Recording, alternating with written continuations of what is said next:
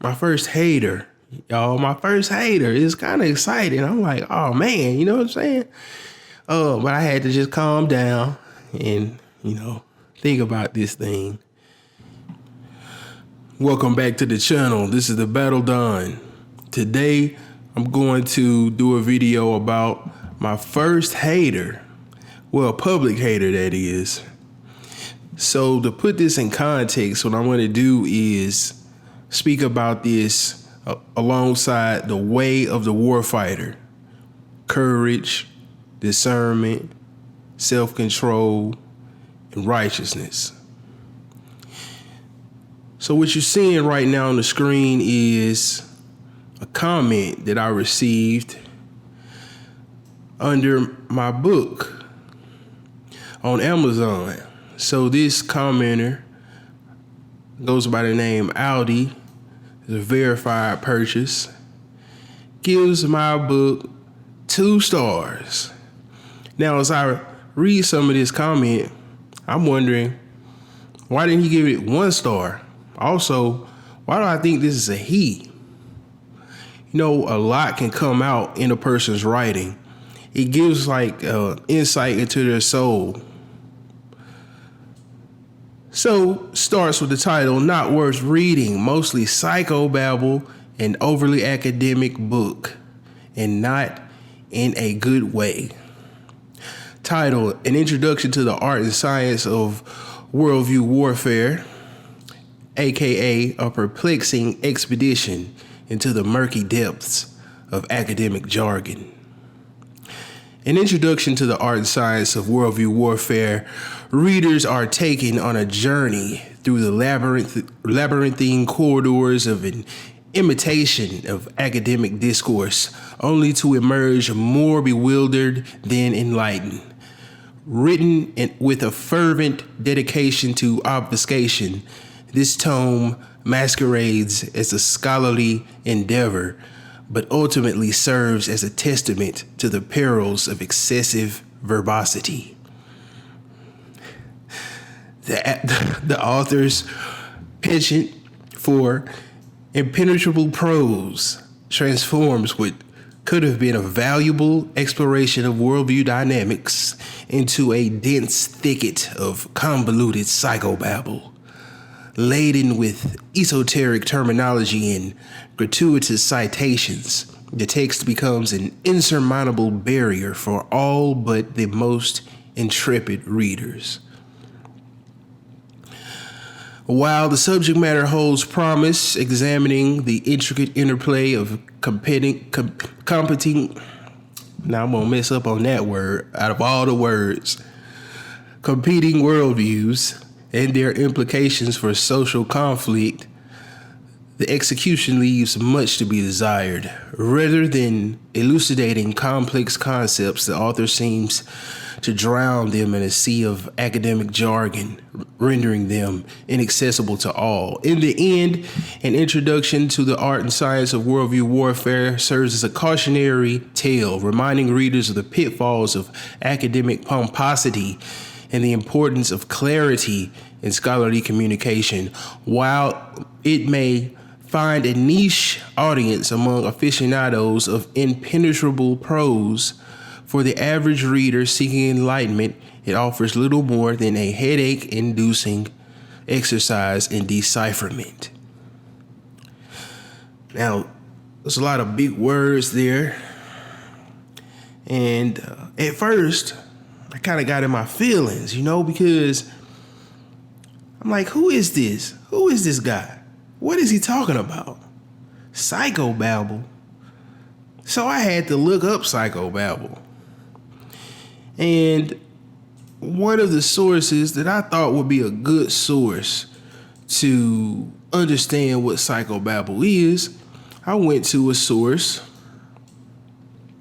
in Psychology Today. All right. So this person here, Jeremy E.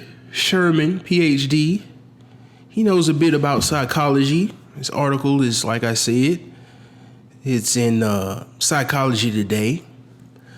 So The Tower of Psychobabble. Why are we so ambivalent about naming the games people play? So, just not to go through this whole article, there's a particular part that helped me to understand what psychobabble is, because I understand people might use that word to just, talk smack about somebody, to put it clearly. So, an example, some accepted psychobabble. For example, we talk about the pot calling the kettle black, a variation of what Freud called projection. What Christ implies with "he who is without sin, let him cast the first stone," or what children mean when they say, "I know you are, but what am I?" Now, when I had looked at that definition, example of psychobabble, this is exactly what came to mind when I read the review, the critique that Audi gave. Impenetrable prose, verbosity. It seemed to be exactly what he was doing. And I started to think about that, but my feelings, man, this is my baby. It took a long time for me to do the research, and I was constantly going back and forth because there was so much to write about this topic. It is such a deep topic, so much. And part of the conflict was, well, how do I stop writing? This has to end somewhere. So what I chose to just focus, and hence the name, introduction, just focus on some high points, weave a story, and in the process try to explain this concept of worldview warfare and give a ton of resources for readers if they want to go further and they are hungry for more understanding. And also because I cover some aspects of religion and spirituality, some of the topics that I cover, it might seem far-fetched, but I wanted the readers to understand that I'm not making this stuff up. These are actual beliefs that people hold and practices and things like that have been practiced throughout millennia in many cases. So part of the reason why I was getting in my feelings, besides this being in the public space, this is an attack on my reputation. I've been hearing a lot of non-constructive criticism of my work for a long time. And it was actually difficult for me to get people to give me constructive criticism. I thought at first that it wouldn't be too difficult if somebody actually took the time and listened to what I had to say, that they could say, you know what, this makes sense, that doesn't make sense, blah, blah, blah, blah. Many times, criticism that I would receive would be, "Oh, it was good." Good. That's not constructive though. Like, come on now. It was good. And then on the other end, on the negative end, it would be, "Oh, I didn't understand it." Didn't understand it. That was something that a professor, when I was first, when this work was in its beginning stages, its embryonic stages, I was finishing up in grad school. I was wrapping up a independent study course in the propaganda theory, and I had kind of sketched out some of the beginning aspects of components of what would turn into years later the book. And so, again, in that work, I cited academic sources, tried to lay out my ideas as clearly as possible, but there was some political things going on administratively that I think swayed that professor's view of my work. So it wasn't really an honest critique on many levels. Then I remember when I was doing the independent study course, there's a military science department on campus. And I thought this was incredible because I never seen a military science like building on campus. So I went and I sat down in the front, and it was like real military people working in there, which I found very interesting. And so they asked me, what was I in for? How can I help you? And I was like, you know what? I'm interested in psychological operations. And I like to speak to somebody. And so the person was like, 1 minute. And they went to the back and they came out a few seconds later. This was like, you can go speak to such and such. So I went into this guy's office. He's got his fatigues on, and introduced myself. And now, mind you, this wasn't an issue of like, what are you talking about, psychological operations? No, like, this is an actual aspect of the military, the United States military doctrine, and militaries all over the world, they have some form of this. It's a millennia-old concept. All right, Sun Tzu is often quoted in The Art of War, as a authority in this. That's a very old work. So the guy says to me, I tell him that I had been reading some things. I had been finding it wasn't really helpful in the library. As a matter of fact, when I go to the library, first of all, there's not a whole lot of works in this area of information operations, now known as hybrid warfare. Now it's getting more, I guess you could say, mainstream, coming out of the military domain into the civilian domain. But at the time, when I was in grad school, this was not something that people really looked into at all. I remember going to the library and finding this small collection of books, probably really about this big, in the library. I'm talking about all these books, and there's a section about this big on the topic that I'm interested in. All right. So I'm looking at the books and I'm seeing, wow, there's books in Hebrew, the Israeli take on this. There's a book about the Russian view. I believe that book was in Cyrillic, which was not helpful because I don't speak or read Cyrillic. I went to the computer there in the library to pull up, well, maybe there's just some books out and, they'll be coming back soon. So I did find that there were about 2 or 3 good books that I wanted to check out, but they were just gone. They were gone. Never coming back to the library. And, I was just finding a lot of difficulty with sources because I was really hungry to learn more. I'm in an independent study on propaganda theory, okay? Now, when going back to the military guy, so I'm sitting there in his office and he says to me, okay, let me know what you find and we'll talk about it. And I found that odd. Instead of giving me some sources, he wanted to know what I knew. I found that actually suspicious, and he was a bit creepy too. Now, this was psychological operations that I was interested in, so maybe that was a part of the whole point. But, nah.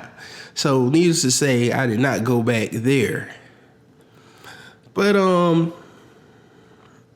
so, I mean, even trying to understand it, going to people, it was just like a lot of weirdness.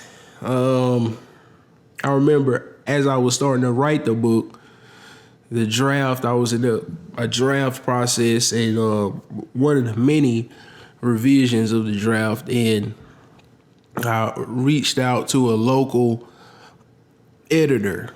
This lady had put out an advertisement, saying that's what she does. She does editing. So I met with her, gave her a copy of the manuscript on a zip drive, a flash drive, and just had some coffee and discussed what the premise was about. She laid out her pricing plan, 3 payments. First, make the first payment. We meet again. She let me know how things are going. Then the final meeting, I get the edits and all the work that she was supposed to have done. So the second meeting, I set up. We'll have some lunch or some dinner. I think it was after work. And as I'm sitting there listening to her speak, I'm wanting to hear about my book. She not really talking about my book. This was like a date. I'm like, this is not a date. This is business. Oh, man. So, after that meeting, I was just like, this is not gonna work out. Just give me my flash drive back, and we just call it a day. This is the type of stuff I was dealing with while trying to get some feedback on my book. So I'm just pushing forward. I'm like, look, if nobody's going to give me feedback, I'm just going to write, reflect, listen to professors and experts give lectures, think about what I've written, refine it, and just go through that process over and over again. But eventually I'm like, man, I gotta reach out to somebody, At the time, I had learned a lot about philosophy and orthodoxy from Jay Dyer. So I reached out to him. I was like, hey, he knows a lot about this. Maybe he can take a look at the sections of the book that speak on that and just give me feedback. I know he might not know about the other aspects like the science, technology, the engineering, the math. That was more in my wheelhouse, but I needed somebody to have expertise in the things that I don't. And so that's what I did. I reached out to him, and he ended up bringing me onto his show for an interview. He invited me onto his show, and that was a really good conversation. I wish I had completed the book by then because that interview got a ton of views, but I didn't have the book done at the time, so I wasn't able to really capitalize on it like I wanted to. So this got me thinking, like, all right, going back to the Where the Warfighter, how am I going to respond to this guy? Because I've had all these experiences with this non-constructive criticism throughout the years. So self-control, wait a minute. Let me not react emotionally. Then discernment. So I didn't immediately just make a video. I just sat on it. And I thought about it. I was like, what else has this guy Audi, what else has he commented on in Amazon? Has he did any other reviews for books? And I found one. I found a couple. One of the books was written by someone named Michael Lofton, Answering Orthodoxy. So Audi titles this review, Answered All My Questions About Why I Should Be Catholic and Not Orthodox. As a reader who was once rooted in the Orthodox tradition, this book has been a catalyst for a transformative spiritual experience.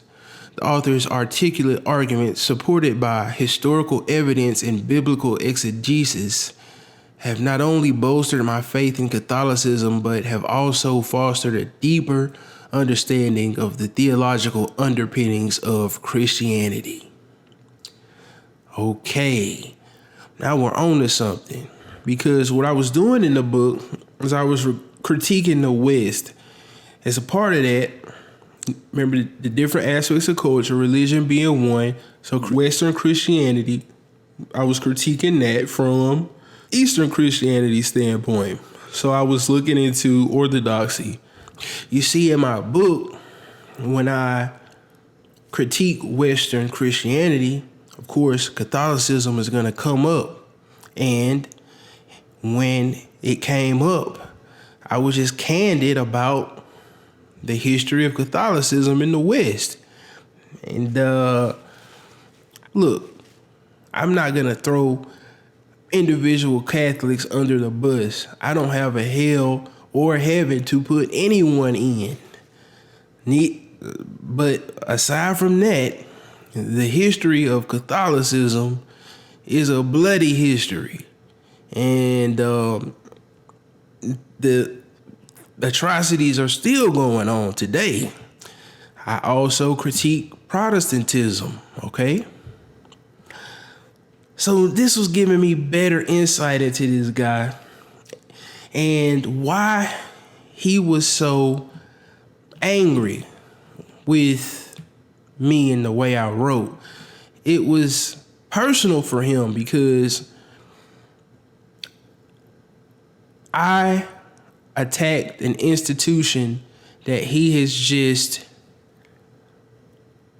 committed his life to from the perspective of an institution that he has just left, that he has just turned his back on and walked away from.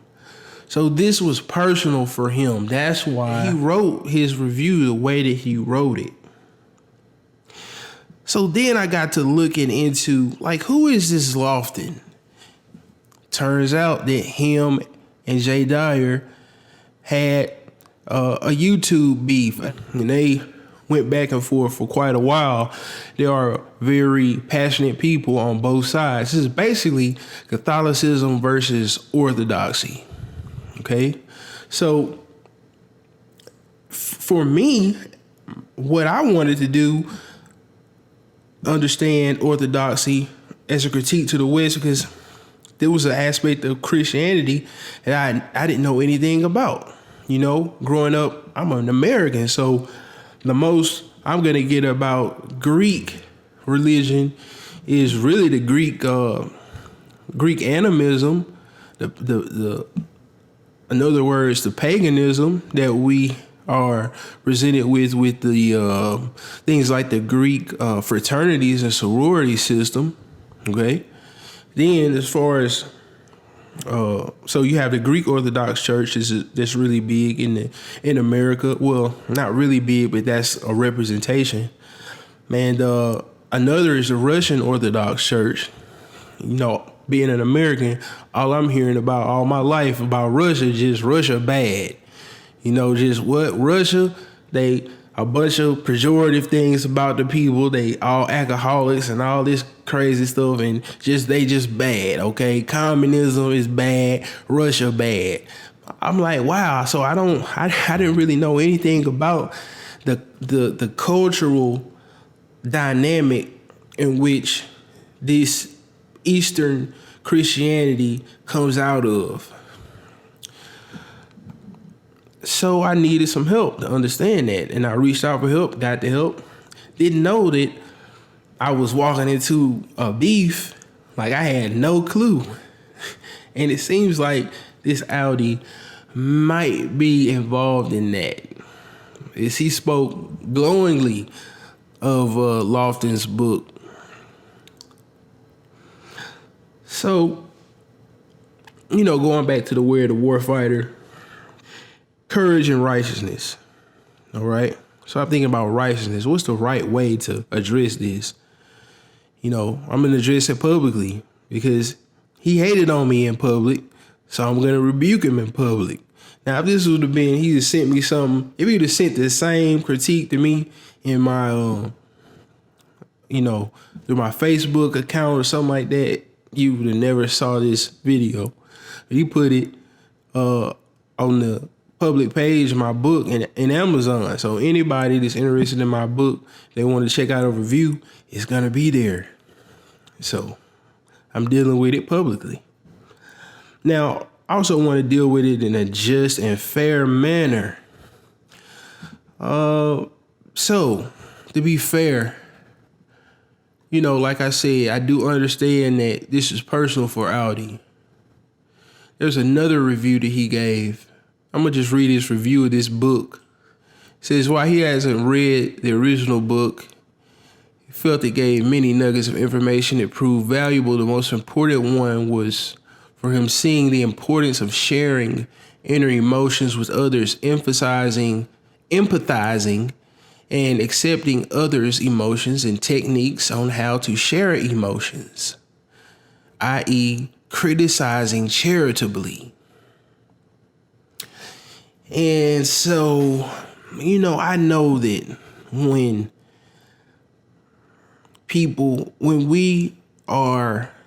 we feel attacked, and we feel, that cognitive dissonance that arises when an opposing view, that we're faced with an opposing view, it's easy to lash out. And I understand that Audi, he's aware of this. He knows when he's being charitable and he's not being charitable. I would say that his review of my work was not charitable. But we all have weak points. We all have weak moments. And something as serious as spirituality, it's a fundamental part of our worldview. Again, our view of the self and the other, especially when that other is the divine. So I can be charitable to Audi and say, I get it. The book, certain aspects of it, it triggered you. And you lashed out. And I get it. Courage. I'm going to ask viewers, those that have checked out my book, I'm going to ask for some constructive criticism. Do you agree with Audi's assessment? What more can you say? Just, even if you don't want to deal with what Audi said, what do you say? In what ways was my book not clear? And how can I improve the message? Because I do plan on coming out with another work in the future that really expand and try to bring together some of the criticisms that I've had of the first edition so that I could make it better and go into some other concepts as well. So, hey, it's okay. I'm a big guy. I can take it. I just wanted to be constructive, Just if you didn't understand something, give me an example. What was it that you didn't understand? Things along those lines. If you liked it, tell me what it was that you liked about it. Now, I have some reviews on Amazon that do give some constructive criticism. Some of them, it's not necessarily constructive, but it's positive. But even the negative criticism, I'm okay with. I just want constructive criticism. My first hater, is kind of exciting. I'm like, oh man, you know what I'm saying? But I had to just calm down and, think about this thing. But yeah, that's pretty much it, guys. Y'all have a good one. Battle done. Peace.